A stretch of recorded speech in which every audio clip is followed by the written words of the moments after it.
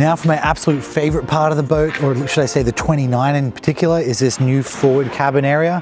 What they've done here is spectacular. So we're going to open this up, we're going to crawl on inside, and we're going to check out this last area down here. All right, so entering here is great. There's this nice little Wenge step that I can step on. Head on down. Nice and comfortable to do that, actually. So once I'm in here, you'll see that I have these 2 berths on either side here to lie down on. However, this step does move down out of the way. Down that goes, and there's a little clip right here. Okay. Quite a large sleeping area down here as well, and this is just fantastic that they've actually been able to squeeze something like this into an area like this. Here we are in this space, and let's just go around the room and talk about everything we have to look at in here. So first thing to look at is always the lights. So we come here and we see that there's 2 light switches. One is more of a low light ambient and the other one is more of a overhead light type situation, right? So those 2 switches, that's everything on, everything off. Behind me here is where they put the breaker panel. Very similar spot to the 28, however, just as well labeled. Here's our macerator, and then we also have some switches to turn things on and off, like up here. So you see this little area here has got the on off. So our fridge can turn on and off up here if you have both of them.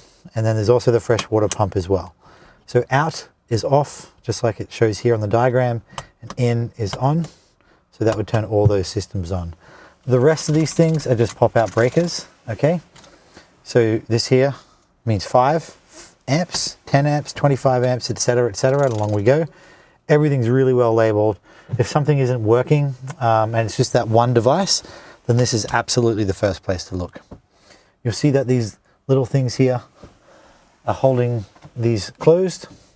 In behind here is lots of wires and like a big tech space. I don't think for the scope of this video we're going to go in there. However, know that in there is where all the brains and electronics and wiring is actually stored in those spots. Okay, so this middle panel looks like it's just a panel. No. There's a sink in here. Open that up, and then you got some running water. Pretty great. You'll see this little plug here. There's actually a drain plug down the bottom here. Done. Great to wash your hands after you use the facilities. Underneath me is actually the toilet. So what I'm going to do is I'm going to open this up again so I've got somewhere to put my legs, and I'm going to show you how the toilet works.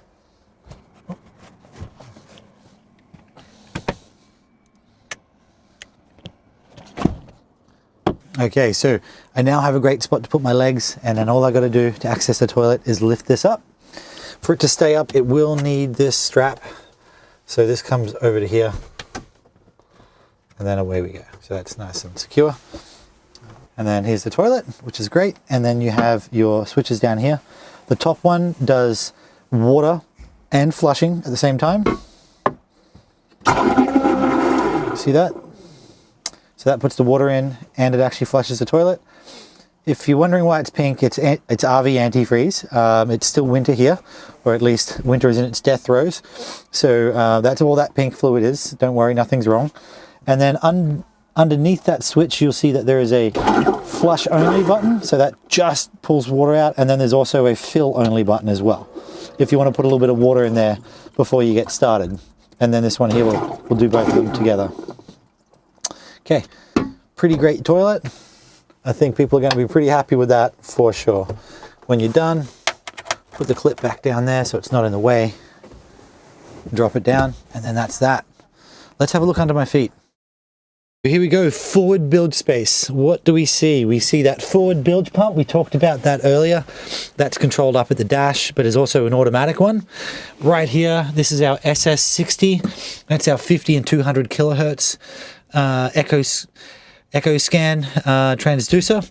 And then this guy here is from our holding tank. So our holding tank is where all the stuff from the toilet goes. And if we want to send it overboard, then we need to open this valve.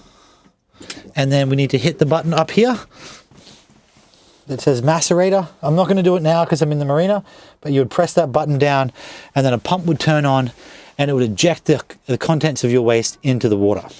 And then when you're done with it, always close it back up when you're finished. You can even put that little locking collar back in there so it doesn't move by itself. and then that's that. Okay, so that's that space there. There's another technical compartment up forward, which is housing a few other little goodies, and we'll go take a look in there. So let's finish off the last part of the tour and talk about all this stuff in here. There's quite a lot going on. Right up there, that's where your bow thruster is located. So that's your bow thruster motor. There's the tunnel, and inside that tube will be seawater and the propellers that push your boat port to starboard when you use your bow thruster. We have the solenoid for the bow thruster over here. We have a little fuse that controls it. Over here we have our windshield washer fluid.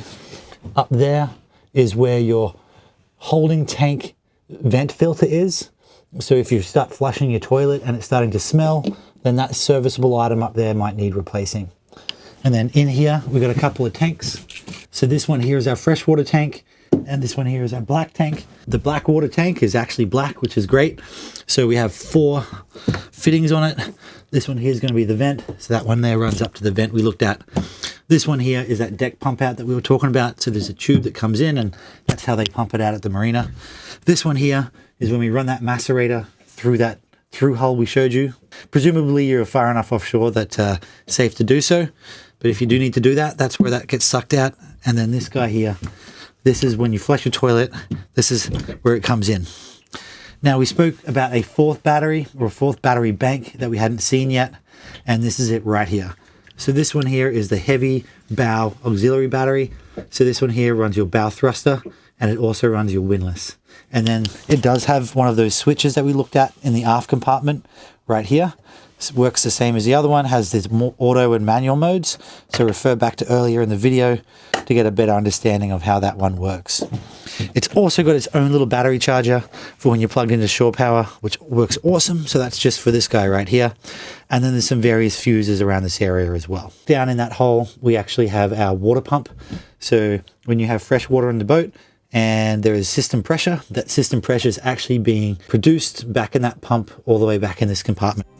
Well, thank you everyone for making it this far through this handover experience. We really hope that this was a great resource for you. So if you have any other questions about 29 Axopars or any other Axopars for that matter, please don't hesitate to reach out to Freedom Marine International Yacht Sales.